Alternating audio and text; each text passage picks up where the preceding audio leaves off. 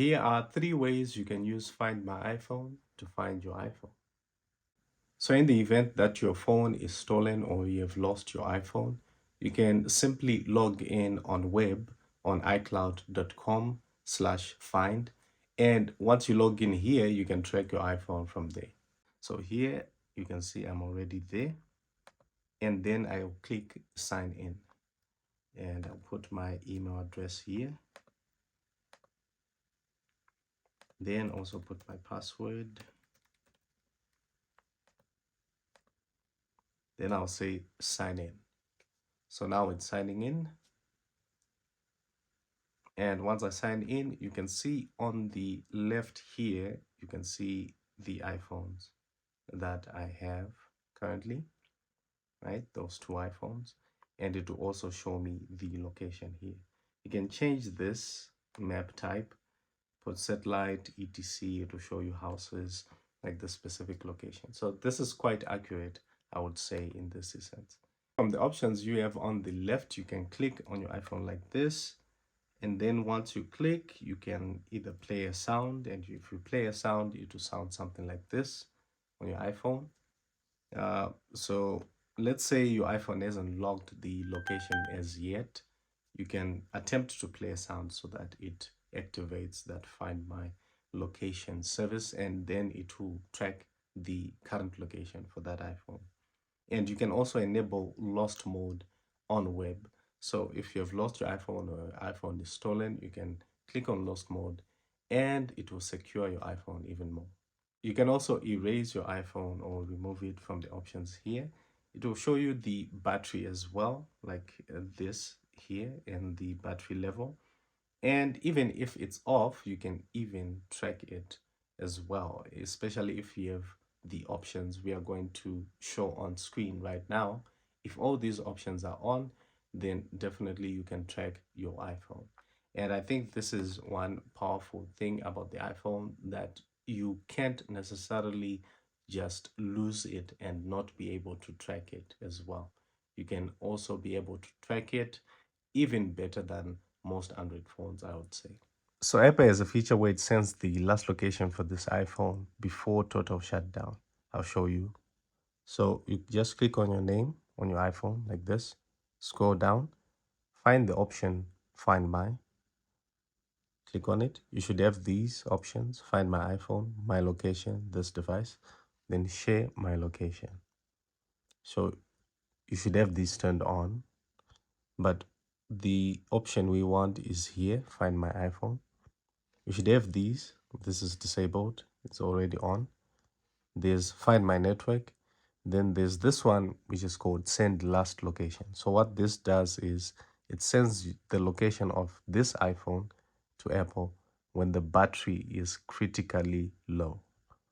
So essentially what you have to do is just toggle this on.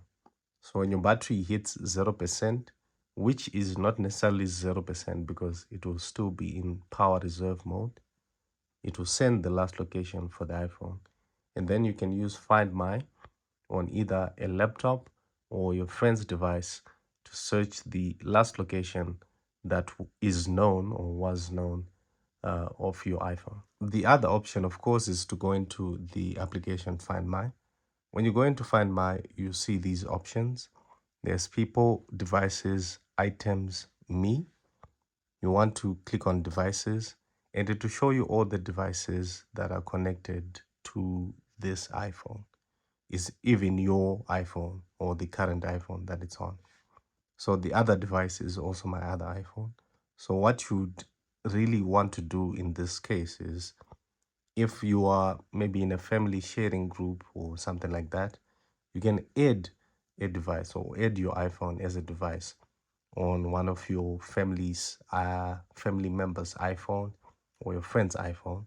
I would generally encourage someone you trust, because if you put your device here on someone else's iPhone, it means they can track it at any time or at any given point in time. They can know your location or know exactly where you are. So I think this feature should be used with caution.